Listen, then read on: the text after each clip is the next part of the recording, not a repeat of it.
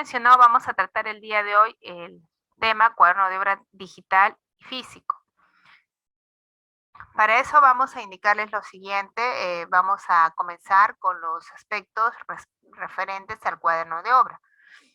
Y para ello indicarles algunos alcances, ¿sí? El cuaderno de obra es un documento en líneas generales, no tanto refiriéndonos si es al físico o digital, en líneas generales, un cuaderno de obra, entendiéndose este documento como tal, eh, se indica que esto es algo oficial. Los cuadernos de obra son documentos oficiales en donde se van a registrar todos los acontecimientos importantes que sucedan en la fase de construcción de una obra de ingeniería.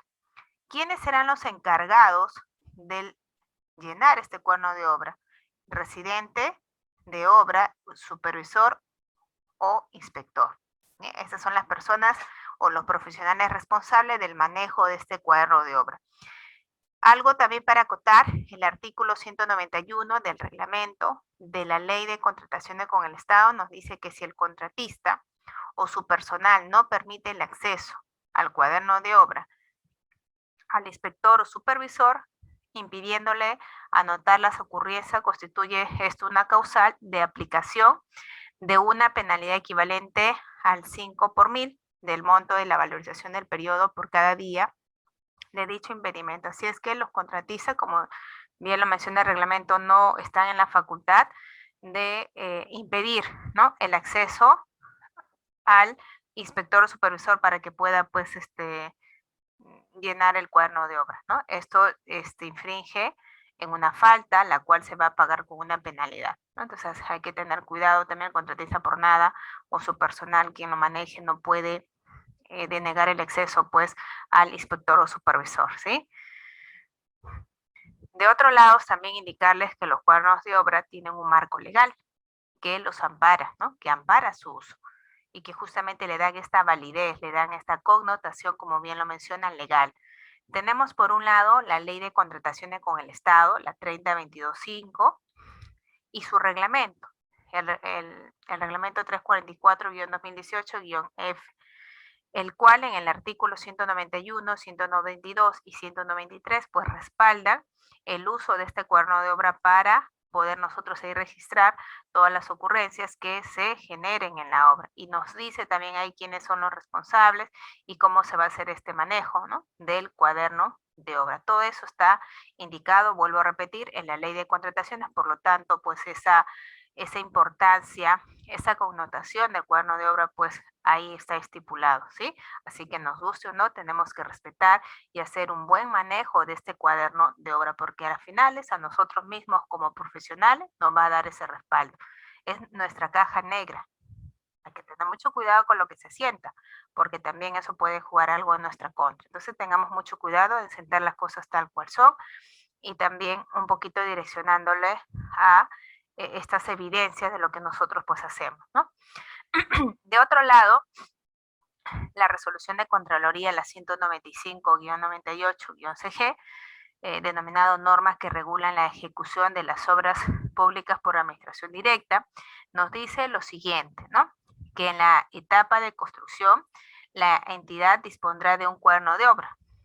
O sea, ahí también nos da esta connotación del uso del cuaderno de obra, entendiéndose que lo primero es para el contexto de una obra pública por contrata y lo segundo es para una obra pública por administración directa. En ambas formas de ejecución o en ambas ejecuciones presupuestarias, pues está ahí mencionado que debemos hacer este uso adecuado del cuaderno de obra. Y en esta resolución de Contraloría, que es la que rige para las obras por administración directa, nos dice que en la etapa de construcción la entidad dispondrá de un cuaderno de obra, el cual debe estar debidamente foliado y legalizado, en el que se anotarán la fecha de inicio y la fecha de término, nos dice, de los trabajos, las modificaciones autorizadas, los avances mensuales, los controles diarios de ingreso y salida de materiales y personal, así como las horas de trabajo de los equipos, así también como los problemas que vienen afectando el cumplimiento de los cronogramas establecidos y la constancia de la supervisión de la obra, ¿no? Entonces, todo este contexto lo menciona aquí ambos reglamentos, ¿no?, ambas normativas. La pregunta que siempre un poquito surge es la siguiente: ¿y será necesario que el cuaderno de obra sea legalizado notarialmente? Pues la respuesta es sí. Tanto en obras por administración directa como en obras por contrata deben de ser legalizados por un notario o juez de paz. Bueno, esto era en el contexto de los cuadernos de obra físico. Ahora sabemos que los cuadernos de obra poco se han dividido entre físico y digital, ¿no? En el caso de las obras por administración directa, se siguen usando los cuadernos de obra físicos, por lo tanto, estos tienen que estar debidamente legalizados. Los cuadernos de obra digitales ya no se legalizan, eso de frente se ingresa eh, al portal se hace, por ahí vamos a ingresar nosotros el cuaderno de obra digital. Ahora, en los cuadernos de obra para obras por administración directa, vuelvo a repetir, estos sí deben estar legalizados por un notario o un juez de paz. La legalización formalmente debe ser por un notario, pero sabemos que hay lugares que no hay notarios y hay jueces de paz. Entonces, esta legalización por los jueces de paz se efectuará, no dice ahí, siempre que no existe un notario, porque lo ideal es que lo haga un notario. Y en zonas donde no hay notario y solamente hay juez de paz por el área de influencia, ¿no? Que se tiene, pues no hay ningún problema, ¿sí? Bien, ya yéndonos un poquito al contexto normativo del reglamento de la Ley de Contrataciones con el Estado, en su artículo 191, denominado Cuaderno de Obra, nos dice lo siguiente, ¿no? En líneas generales, que al inicio el ingeniero residente deberá verificar que el cuaderno de obra se encuentre debidamente legalizado, foliado con las firmas correspondientes y demás formalidades según la naturaleza de la obra a ejecutarse, entendiéndose entonces que los cuadernos deben de estar legalizados, deben de tener en sus contenidos una hoja en blanco que es la original y luego tiene 3 hojitas de colores que esas son las copias. El original queda para la entidad y las copias es para el residente, el supervisor, y uno queda también en respaldo de la entidad. Debe de hacerse anotaciones donde se vayan a plasmar las ocurrencias y las consultas también al supervisor u observaciones. Miren que aquí en el cuaderno de obra se entiende también en líneas generales que estas anotaciones deben ser periódicas, semanales, diarias también, en donde se precisen sus efectos, sus hitos afectados o no cumplidos de ser el caso. ¿No? Entonces, en líneas generales, ¿sí? Yéndonos un poquito más al contexto del reglamento de la Ley de Contrataciones con el Estado, nos dice que en la fecha de entrega del terreno, nos dice que en la fecha de entrega del terreno, el contratista entrega y abre el cuaderno de obra, el mismo que debe encontrarse legalizado. Este contexto es más que nada en las obras por contrata. Y se entiende que esto lo vamos a nosotros a considerar ya en el cuaderno de obra digital, ¿no? Porque en obras por contrata se utilizan los cuadernos de obra digitales. Si bien es cierto, el reglamento de la Ley de Contrataciones con el Estado todavía no ha incorporado los lineamientos, los parámetros a seguir en cuanto al cuaderno de obra digital, pero sí tenemos una directiva, la número 009-2020, la cual nos da estos aspectos a tomar en cuenta para el cuaderno de obra digital, ¿no? Entonces, este artículo es lo que mencionaba el reglamento de la Ley de Contrataciones con el Estado, donde muchos de estos aspectos se siguen también haciendo réplica, ¿no? En el uso del cuaderno de obra pues digital, ¿no? Nos dice aquí entonces que la fecha de entrega del terreno, el contratista entrega y abre el cuaderno de obra. Se supone que vamos a aperturar el cuaderno de obra pues digital, ¿no? El mismo que debe encontrarse, bueno, en este caso de los cuadernos de obra digitales ya no van a ser legalizados, pero los cuadernos de obras que hacemos para administraciones directas, pues sí, y es firmado en todas sus páginas por el inspector o supervisor. Claro, la parte digital y es otra cosa. Esto más que nada está quedando un poquito refrendado ya para los cuadernos de obra físicos, ¿no? Porque ya los cuadernos de obra digitales, vuelvo a repetir, nos ceñimos nosotros a las directivas número 009-2020. Esa directiva es la que vamos a tomar en cuenta para el uso del cuaderno de obra digital, ¿sí?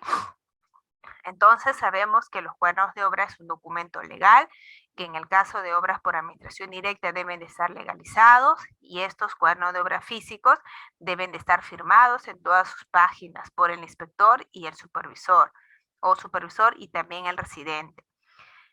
Dichos profesionales son los únicos autorizados para hacer anotaciones en los cuadernos de obra, salvo los casos de ausencias excepcionales debidamente autorizadas por la entidad, en los que puede autorizarse la firma del cuaderno de obra a otro profesional, el cual ejercerá esta labor en forma exclusiva e indelegable. Ya decíamos también que si el contratista o su personal no permite el acceso al cuaderno de obra al inspector, esto equivale a una penalidad para el contratista, ¿no? Por estar infringiendo los aspectos normativos. Concluida la ejecución y recibida la obra, el original del cuaderno de obra queda en poder de la entidad. La entrega del cuaderno de obra a la entidad se realiza en el acto de recepción de la obra o en el acto de constatación física de la obra. De corresponder, debiendo dichos actos anotarse como último asiento. Esto es por ejemplo, este es un modelo, ¿no?, de un asiento en el cuaderno de obra físico, ¿no? Este es un cuaderno cuadriculado, hay de 50 a 100 hojas, ¿no? Y como acá veo una pregunta, pues no hay un límite, ¿no? Los cuadernos de obra vienen de 100 hojas, así que podemos comprar, si se nos acaban, luego otro cuaderno de obra, ¿no? Y así, en función a la cantidad de hojas que necesitemos por los asientos. Hay algunos ingenieros que hacen unos asientos muy extensos, pues acabarán rapidito su cuaderno de obra. Hay otros que son muy escuetos, ¿no? Entonces, eso va a depender de cuánto llenes en el cuaderno de obra, ¿no? Y comprarás los números que sean necesarios de cuadernos de obra. Ahora, por ejemplo, acá, en fecha 21 de agosto, se ha hecho un asiento, el número 1, de inspector y residente, donde se hace la acta de apertura del cuaderno de obra. Es lo primero que se va a tener que realizar, el acta de apertura del cuaderno de obra. Por ejemplo, ahí se refiere que siendo la hora tal, del día tal, y en concordancia con el artículo 190 y tantos del reglamento de la Ley de Contrataciones con el Estado, la inspección y residencia de la obra proceden a realizar de manera conjunta la apertura del cuaderno de obra número 1 de 100 folios para la obra denominada tal, bajo proceso de selección, a fin de que se realicen todas las anotaciones correspondientes a la ejecución de la obra. Nos dice también que el cuaderno de obra queda en custodia del residente de la obra y de libre acceso por parte del inspector designado, y sin otro punto a tratar se procede a suscribir la presente acta firmado en señal de aceptación. Este es un modelo, por ejemplo, de un acta de apertura de cuaderno de obra, que es uno de los primeros asientos que hacen ambos profesionales, ¿sí?, de manera conjunta. El artículo 192 del reglamento de la Ley de Contrataciones con el Estado, que es aquel documento, reglamento donde nos habla del cuaderno de obra, y es importante conocerlo. ¿Qué nos indica respecto a este documento tan importante? En este artículo nos dice que en el cuaderno de obra se anotan en asientos correlativos los hechos relevantes que ocurran durante la ejecución de la obra, firmado al pie de cada anotación. ¿Quién va a firmar al pie de cada anotación? Inspector o supervisor y el residente, según sea el que efectúe la anotación.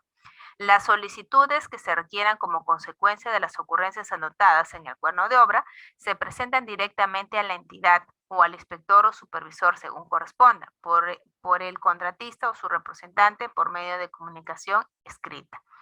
Los profesionales autorizados para anotar en el cuaderno de obra deben evaluar, nos dice el reglamento, permanentemente deben evaluar el desarrollo de la administración de riesgos, debiendo anotar los resultados cuanto menos con periodicidad semanal, precisando sus efectos y los hitos afectados o no cumplidos de ser el caso. Y esto se hace en el cuaderno de obra. El cuaderno de obra también es cerrado por el inspector o supervisor cuando la obra haya sido recibida definitivamente por la entidad, ¿sí? Entonces ahí también indicarles que la 13ª disposición complementaria final indica que el OCE mediante directiva desarrolla progresivamente el cuaderno de obra. Sabemos que esto ya hoy es un hecho, ya se trabajan de una forma, vamos a decir, pues ya de carácter obligatorio, los cuadernos de obra digitales para obras post por contrato. El artículo 193, denominado consultas sobre ocurrencias, nos dice lo siguiente, ¿no? Las consultas, nos dice, que se formulan en el cuaderno de obra y se dirigen al inspector o supervisor. O sea, aquí en los cuadernos de obra es una especie de comunicación entre ambos profesionales responsables de una obra, y donde lo dice también la norma G030, derechos y responsabilidades. Son los dos únicos profesionales responsables de la ejecución o de la parte pues técnica de una obra, residente y supervisor o inspector, ¿sí? Entonces, el cuaderno de obra es un documento donde queda pues plasmado esta comunicación escrita entre el residente y el supervisor o inspector, y donde aquí todo se va a tener que dar esta correspondencia, ¿no? O sea, el residente que está a cargo de la ejecución va a tener que ir asentando lo que se desarrolla en la obra, ¿sí? En obras por administración directa, por ejemplo, los asientos a mi sugerencia son diarios, porque ahí, imagínense, todos los días ejecutamos, todos los días salen materiales, todos los días se hace uso de maquinarias. Entonces, para mí, una de las muy buenas metodologías es que usted haga sus asientos diarios, porque recuerden que los cuadernos de obra son cajas negras y ante algunos problemas que suceden en obra, a eso te va a respaldar. Es un documento de carácter legal. Mientras que en obras por contratas a veces no suelen hacerlo diario, sino semanal, entendiéndose que ahí más que nada vamos viendo la ejecución de las partidas, ¿no? Porque no nos importa mucho qué materiales salió, qué cuadrillas utilizaron. Más que nada apuntamos al cumplimiento de las partidas, de la calidad de la obra, ¿no? Y eso un poquito va dirigida a las consultas también que se hagan, los cambios que se puedan también generar. Entonces, en este artículo, por ejemplo, 193, le decía de consultas sobre estas ocurrencias, nos dice lo siguiente, ¿no? Que las consultas se formulan en el cuaderno de obra, porque este es el medio de comunicación que hay entre residente y supervisor, porque las palabras es como que si se la lleva el viento. Todo tiene que quedar en las obras públicas, sobre todo tiene que quedar en algún documento, un informe, un acta, y pues de todas maneras en tu cuaderno de obra. Aquí usted va a tener que solicitar opiniones, solicitar estos cambios, entre otras cosas que considera relevante en la obra. Las consultas se formulan en el cuaderno de obra y se dirigen al inspector o supervisor, quien es el que va a definir, porque él es el, por decirlo, pues la máxima autoridad en la obra. Cuando hay asientos que usted va a realizar sobre alguna consulta de ocurrencias y donde usted sepa que esta no requiere de la opinión del proyectista, entonces, ¿cuál es el flujo de este procedimiento? Primero, el contratista hace la consulta, día cero, ¿no? Hace la consulta. Posteriormente, el inspector o supervisor tiene 5 días calendarios para dar respuesta. Luego, si no hay respuesta, el contratista tiene 2 días calendarios para elevarlo a la entidad y la entidad tiene 5 días para dar respuesta, ¿no? De esta consulta, de esta ocurrencia. Luego, hay ocurrencias, ¿no? O consultas de esta ocurrencia donde sí se requiere la opinión del proyectista. Igual, el contratista hace la consulta vía cuaderno de obra, día cero. El inspector o supervisor tiene 4 días para elevarlo a la entidad. La entidad junto con el proyectista tiene 15 días calendarios para dar respuesta y si no hay respuesta, del proyectista la entidad dará respuesta. En todo caso, como ustedes ven, siempre hay una solución.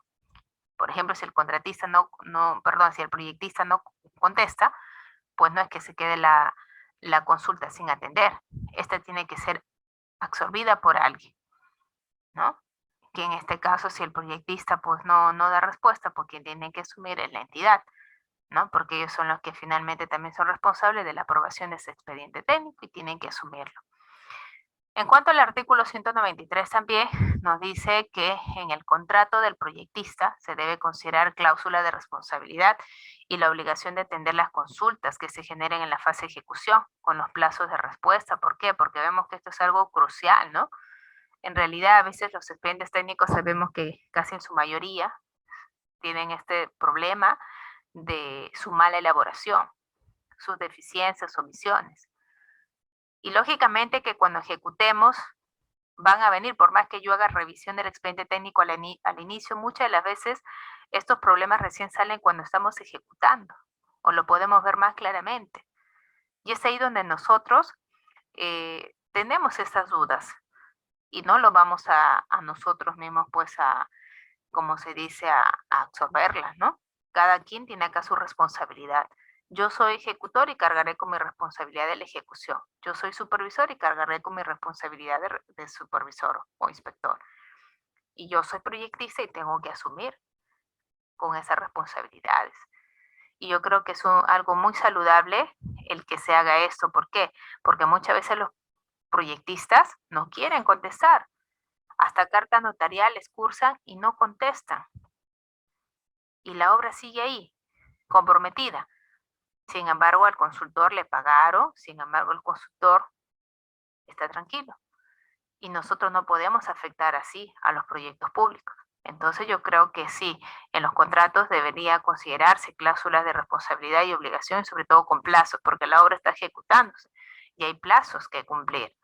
Hay afectaciones a rutas críticas, ¿sí? En caso no hubiese, dice, respuesta del proyectista en el plazo indicado en el párrafo anterior, la entidad debe absorber la consulta, porque acá, vuelvo a repetir, es una responsabilidad compartida. La entidad también tiene responsabilidad de esto porque fue quien aprobó ese expediente técnico, así es que si no lo hace el proyectista, lo asume la entidad. Y de esta manera da instrucciones al contratista o al ejecutor a través del inspector o supervisor sin perjuicio de las acciones que se adopten contra el proyectista. ¿No? ¿Por qué? Por su falta de absolución de estas dudas, consultas. Si en ambos casos vencidos los plazos, no se absuelve la consulta que está haciendo el contratista, este tiene el derecho a solicitar ampliaciones de plazo contractuales por el tiempo correspondiente a esta demora. Esta demora se computa solo a partir de la fecha en la que la no ejecución de los trabajos, materia de estas consultas que se están haciendo, ya empiezan a afectar la ruta crítica del programa de ejecución de obra. Sí, se debe también, nos dice este artículo, considerar con las áreas involucradas a fin de que se dé respuesta dentro de los plazos y no afectemos la obra y sobre todo evitar generar derechos al contratista para un posterior reclamo, ¿no? Sobre estas consultas. Estos entonces, miren, es lo indicado por el reglamento de la Ley de Contrataciones con el Estado, que nos da esta sostenibilidad pues legal, normativa, que debemos de siempre tener al alcance, porque a veces nosotros vamos a ir a querer de repente dar estas referencias o queremos de repente decir, no, esto se debe de hacer así o yo observo a alguien de repente algún tipo de situación, pero esto tiene que tener esta base, ¿no? Para yo poder hacerlo. Y esta base que a ustedes se les brinda y que debemos, como les digo, tenerlo siempre así fresco, es la ley de contrataciones con el Estado, ¿no? Eso hay que tenerlo siempre presente, que es uno de los documentos normativos que nos da estos alcances para el cuaderno de obra, ¿no? Claro que esto regía más que nada en el contexto de las obras por contrata, ¿no? Ya luego vino la pandemia y esto supongo también en las próximas actualizaciones que haga este reglamento los tendrá incorporando. Pero por ahora, como les digo, nos seguimos también a estas directivas del cuaderno de obra digital. Miren que también por por esta misma connotación que tienen los cuadernos de obra, pues también un mal manejo de estos cuadernos de obra incurren en errores, incurren en faltas y en algunos casos hasta en delitos. Y eso tenemos que evitar. Como les dije, nuestro cuaderno de obra es nuestro aliado. Si usted hace un buen uso de su cuaderno de obra y llena realmente las cosas, digamos, que van en función a la verdad, a lo que se está haciendo, y siempre dejando también claro tu postura, ¿no? Que tú estás haciendo ahí esa gestión, que tú estás yéndote en cumplimiento a la norma, que en todo momento estás siempre poniendo por delante la obra, no comprometiéndola. Entonces, si ustedes dejan siempre esas luces en el cuaderno de obra, no vamos a tener probablemente problemas. Pero cuando usted deja luces o el otro profesional te está dejando luces, por ejemplo, el supervisor, que tú eres una persona irresponsable, que estás contraviniendo con las normas, que estás haciendo de repente cosas indebidas y lo plasma en el cuaderno de obra, pues eso va a ser un problema, ¿no? Un problema para los que están a cargo. Entonces hay errores un poquito y faltas y delitos que se cometen, ¿no? En el uso de estos cuadernos de obra. Vamos a ver cuáles son. A ver, dentro de lo que es las responsabilidades expresado por la ley 27815 de la Ley del Código de Ética en la Función Pública, Se tiene tres tipos de responsabilidades, sobre todo en el manejo de las obras públicas, que es una de las, digamos, obras más delicadas. Ya si es una obra privada no hay problema, ¿no? Porque la propia entidad verá cómo, pues, maneja estas faltas, estos delitos, ¿no? Que se puedan generar.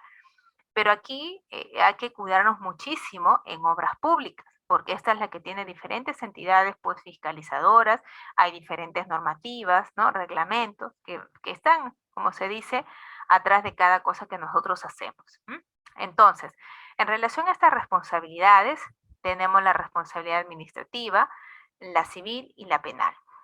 La responsabilidad administrativa es cuando no se registró de manera oportuna los acontecimientos importantes del proyecto.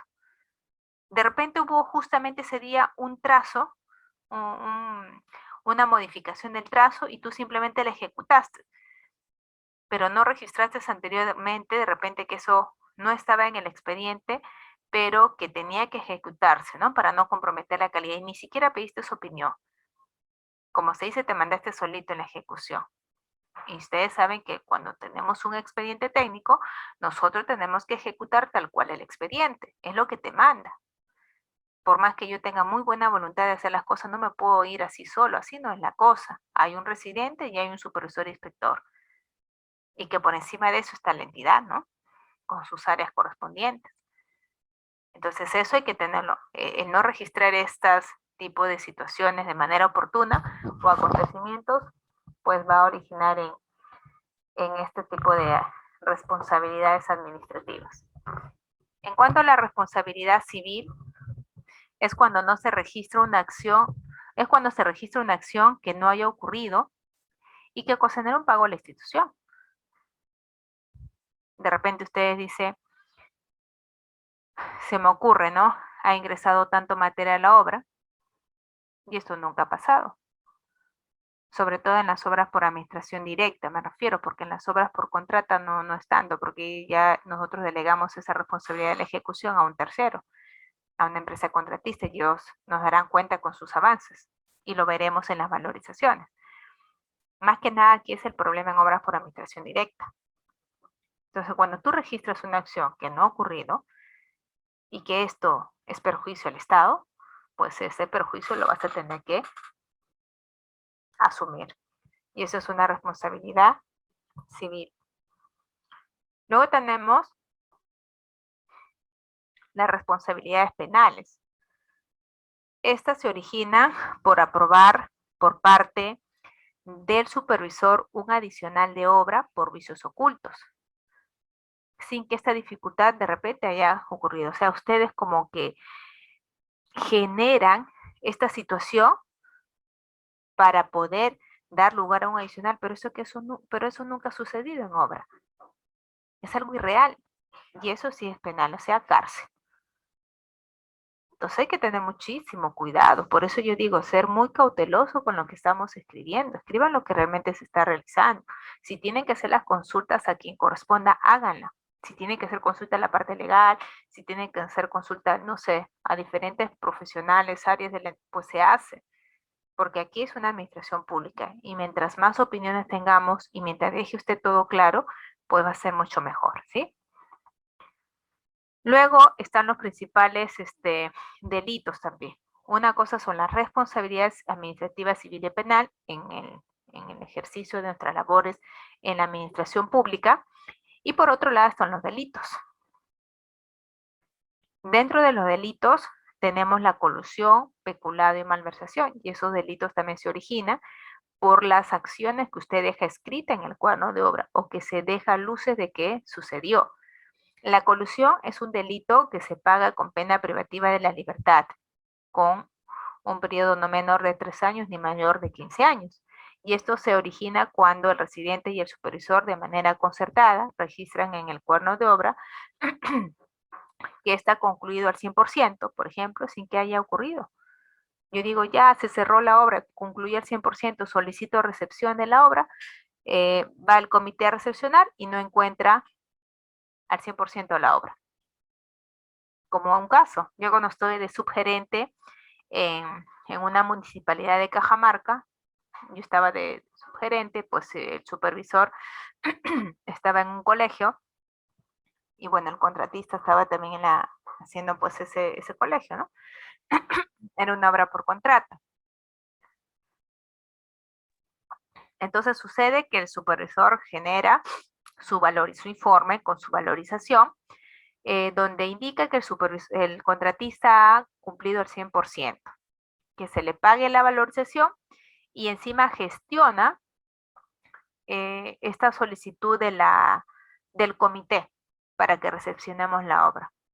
Habrá pasado como unos 15 días, hemos ido a la obra, el comité con el expediente técnico en mano y wincha y todos los demás elementos para poder constatar, y la obra de lo que se había dicho que estaba pues al 100% concluida, estaba a un 70%.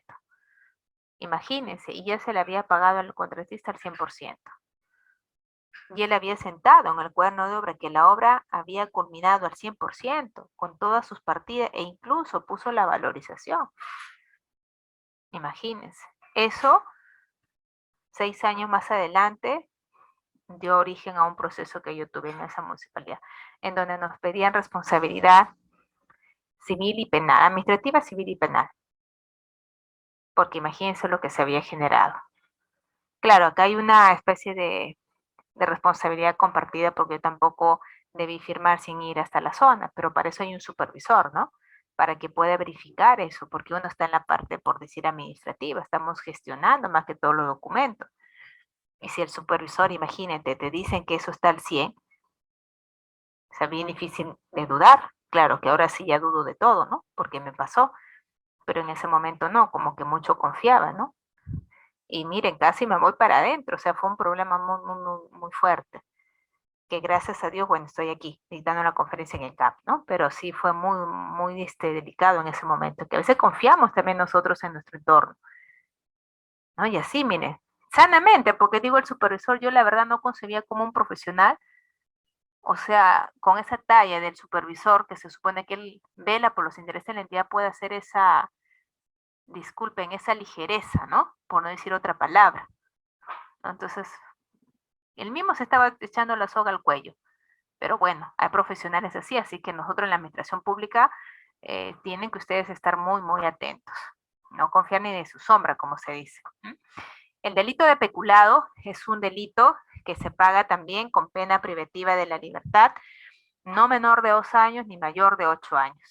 Por ejemplo, cuando se registra el ingreso de materiales, almacén de obras sin que el hecho haya ocurrido, generando esto el pago al proveedor por la real entrega de los bienes registrados en el cuaderno de obra. Y la malversación es un delito también que se paga con pena privativa de la libertad, no menor de 1 año ni mayor de 4 años. Y esto más que nada es por usar recursos de una fuente para otra fuente. No es malversar fondos, es usar ese dinero para un fin que fue destinado y lo derivas para otra cosa. Estamos malversando fondos y ese es un delito que nos puede mandar hasta la cárcel, ¿sí? Tengamos mucho cuidado, miren, todo lo que genera a veces un mal direccionamiento de nuestras acciones, ¿no? A veces pensamos que estamos haciendo las cosas bien y por resulta, o a veces nuestro entorno, como le digo, también nos hace patinar. Eso tienen que ustedes analizar mucho, mucho, sobre todo en este contexto de las obras, como le digo, públicas, ¿sí? Luego un poquito ver una miscelánea en cuanto a estos aspectos que también nosotros tenemos a veces muchas dudas, ¿no? ¿Qué colocar en las primeras hojas del cuaderno de obra? Eh, Dentro de las primeras hojas del cuaderno de obra, si es que esta es una obra por contrata, el primer folio le corresponde para la legalización del cuaderno de obra. Recuerden que los cuadernos de obra, bueno, en este caso de las obras por contrata van a ser digitales, ya no se van a hacer legalización, se van a ir de frente al portal del SEACE con sus usuarios, ¿no? Para poder hacer sus asientos. Esto más que nada en las obras por administración directa, en las primeras hojitas deben de estar legalizadas. El segundo folio es para transcribir la apertura el acta de la apertura del cuaderno de obra, luego el acta de entrega del terreno y ahí también incorporar en el cuaderno de obra datos como la nombre de la empresa que se está ejecutando, en este caso la entidad, valor referencial y el plazo de ejecución. En las primeras hojas de un cuaderno de obra en obras por administración directa o por encargo, debemos nosotros de colocar también la legalización, el segundo folio para transcribir el acta de entrega del terreno, el acta de apertura, ¿no? Después de la legalización está el acta de apertura del cuaderno de obra, el acta de entrega del terreno y luego ya comienzan nuestros asientos en función a las actividades que vamos a ir desarrollando día a día, ¿sí?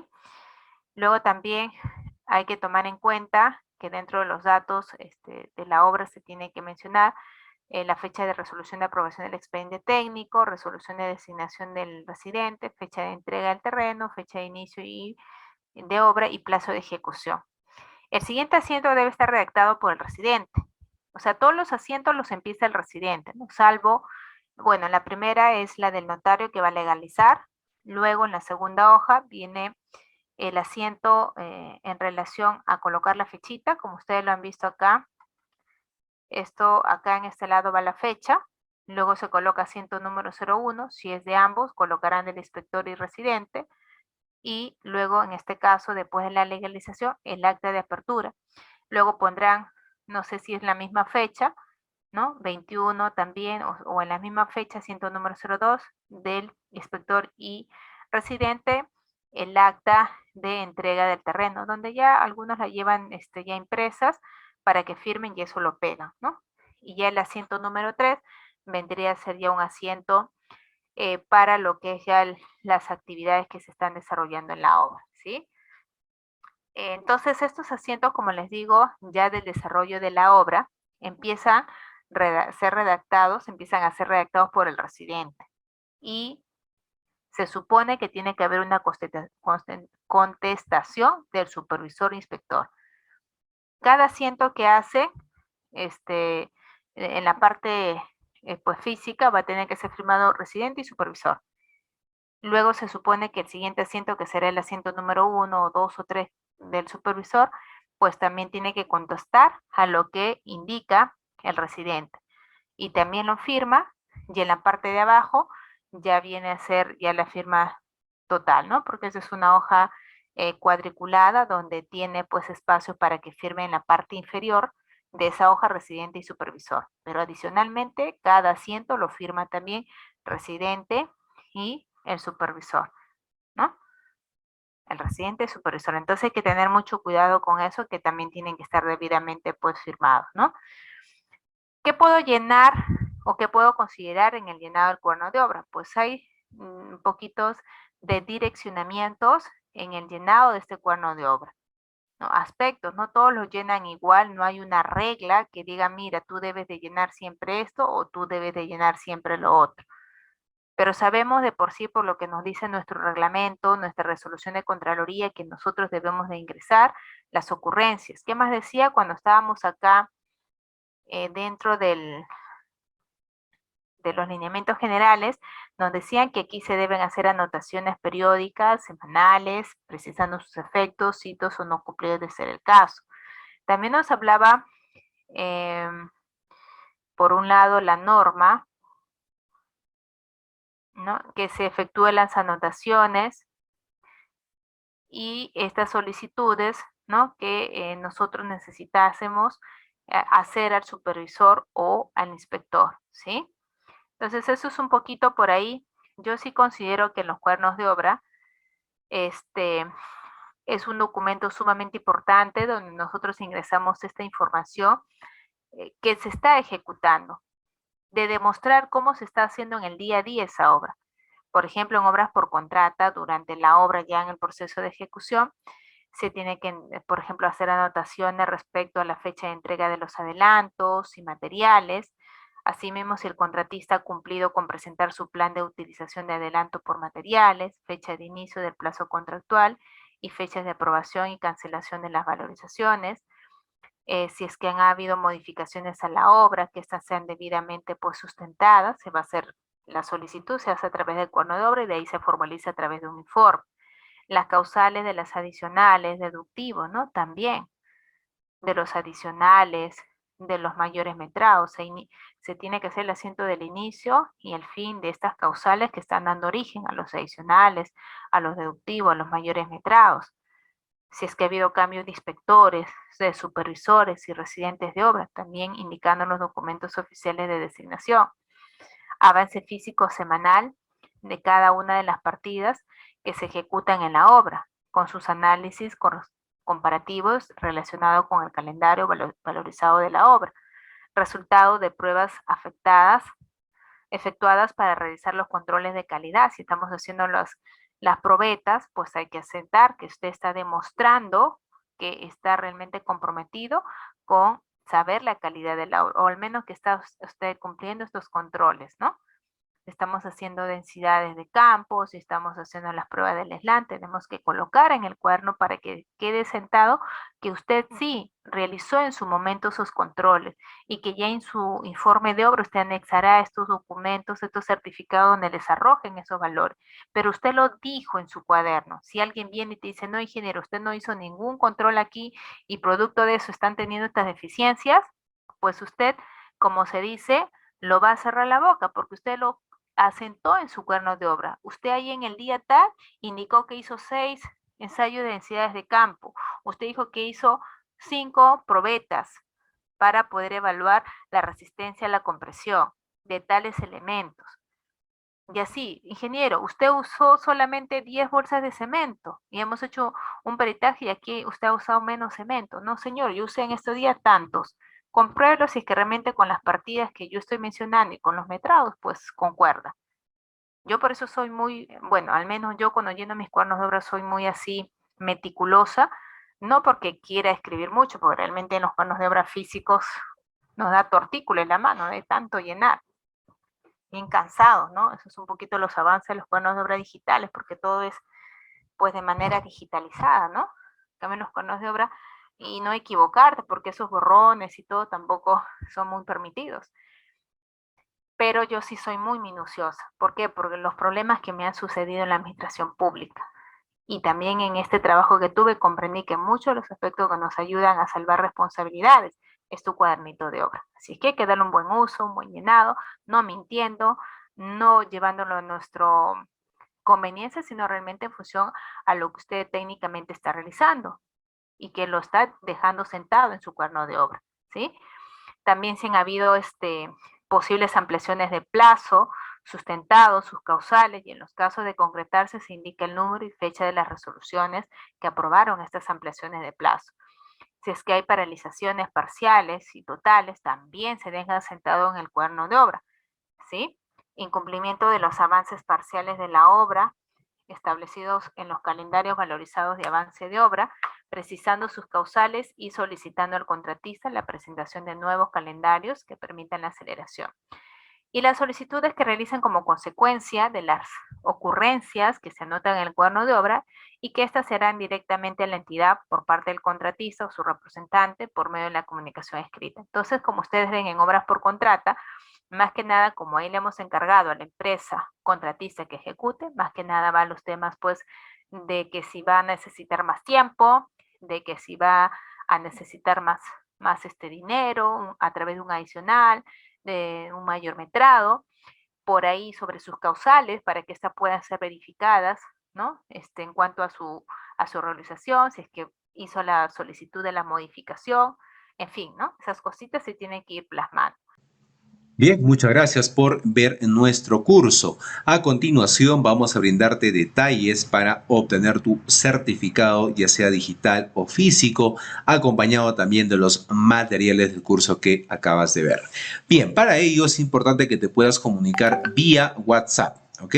Vía WhatsApp al 951-428-884 o también al 930-627-791 vía WhatsApp.